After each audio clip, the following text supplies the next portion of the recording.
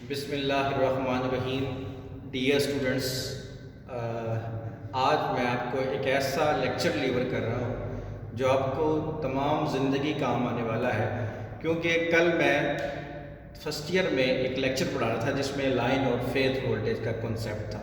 तो मैंने आज इस बात की निशानदही करने के लिए कंबाइन लेक्चर रखा है तमाम क्लासेस के लिए कि calculation of voltage single phase and three phase, कि किस तरह हम सिंगल फेज और थ्री फेज वोल्टेज को कैलकुलेट कर सकते हैं, मेजर कर सकते हैं।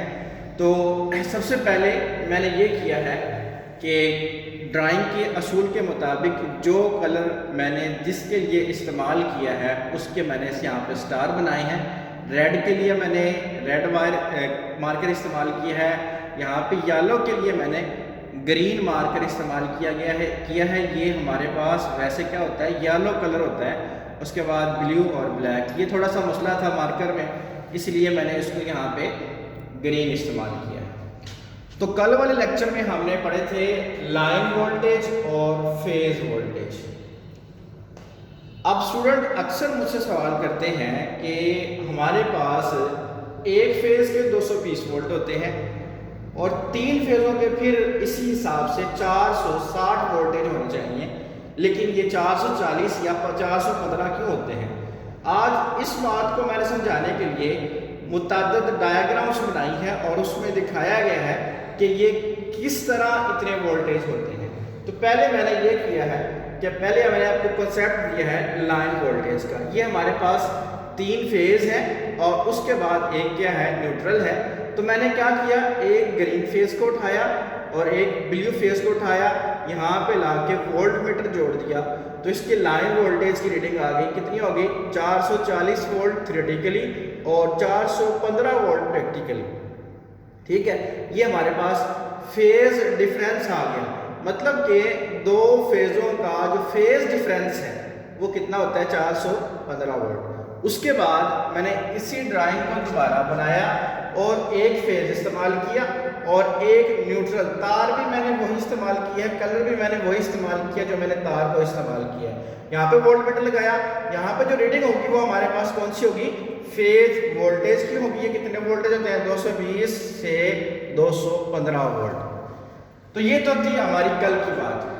अब जो है उस सवाल का जवाब हम ढूंढने की कोशिश करेंगे कि थ्री फेज के 415 या 440 वोल्टेज क्यों होते हैं। इस मकसद के लिए मैंने तीन वेव फॉर्म्स बनाई हैं जिसमें अलग अलग कलर जो है वो मेंशन है। अच्छा, इन तीन फेजेस को अगर आप गौर से देखें तो क्या होता है कि इन तीनों फेजेस का जो फेज डिफरेंस होता है वो कितना होता है, 120 डिग्री होता है। मतलब कि एक फेज दूसरे फेज से 120 डिग्री के फासले पे होता है। अच्छा, उसके बाद ये हो गया हमारे पास 120, फिर ये 120 और फिर ये हमारे पास क्या हो गया 120। कुल मिला के हमारे पास 360 डिग्री बनती है और 360 डिग्री से एक सर्कल बनता है। इस तरह हमारे पास एक साइकिल जो है वो क्या हो जाता है, मुकम्मल हो जाता है। तो पहली वेव फॉर्म है, अच्छा ये पहले सिंगल वेव फॉर्म देखिए, सिंगल फेज की ये हमारे पास वेव फॉर्म है। एक फेज यहाँ से स्टार्ट होता है और यहाँ पे खत्म होता है। अब ये मुकम्मल साइकिल बन गया। इसके तीन मकाम ऐसे हैं जहाँ पे ये न्यूट्रल है। ये तीन मकामात ऐसे हैं जहाँ पे ये क्या है, जब ये फेज बिल्कुल लाइन पे होगा तो ये न्यूट्रल कंसर्न होगा।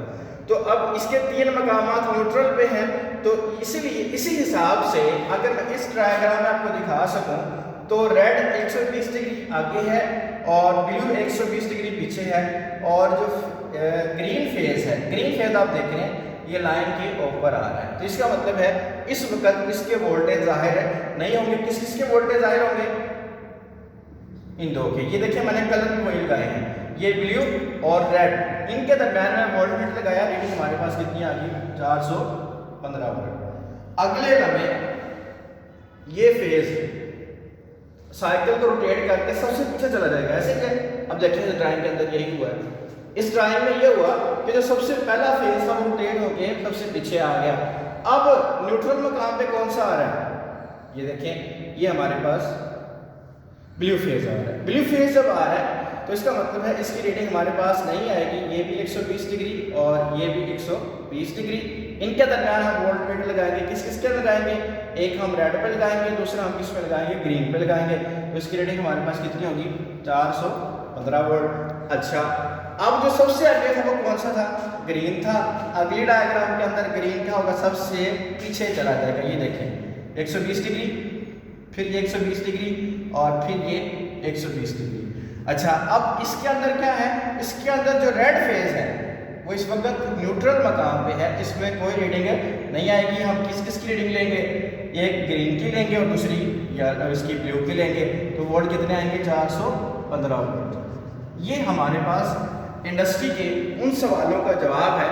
जब हम इंटरव्यू देने जाते हैं तो हमसे सवाल होता है कि 3 फेज़ के 415 या 440 वोल्टेज क्यों होते हैं। तो इस सवाल का ये मुख्तसर सा जवाब ये है कि हर लम्हे एक फेज जो है वो न्यूट्रल मकाम पे होता है।